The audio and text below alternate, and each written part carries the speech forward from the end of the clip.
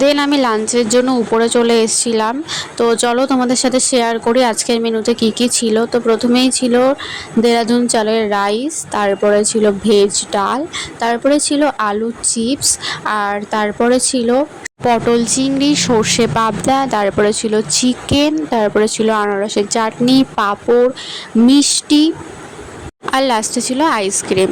তো দেখো এখানে আমি আর গোপা একটু গল্প করে নিচ্ছিলাম, কারণ তোমরা তো জানোই যে অ্যাজ ইউজুয়াল আমি আর গোপা যেখানে থাকবো সেখানে একটু খেতে বসে বসে হাসি ঠাট্টা করবো না, গসিপ করবো না, সেটা আবার হতে পারে না।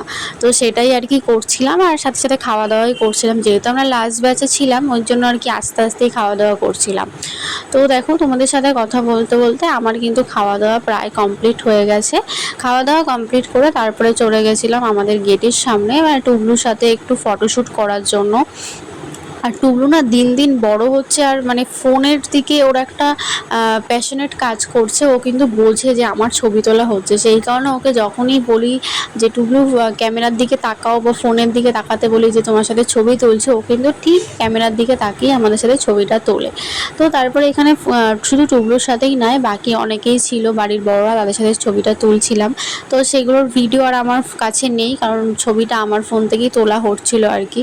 তো যাই হোক আজকের দিনটা তো আমার এইভাবেই কাটলো। আর তোমরা আমার টুবলুর জন্য অনেক অনেক শুভকামনা করো, যেন ও আরও বড় হয়, ভালো মানুষের মতো মানুষ হয়। তো আজকের ভিডিওটা এই পর্যন্তই, দেখা হচ্ছে নেক্সট ভিডিওতে। তো ততক্ষণ তোমরা সবাই ভালো থেকো, সুস্থ থেকো, আর আমার ভিডিও যদি ভালো লেগে থাকে অবশ্যই চ্যানেলটা সাবস্ক্রাইব করো। তো টাটা।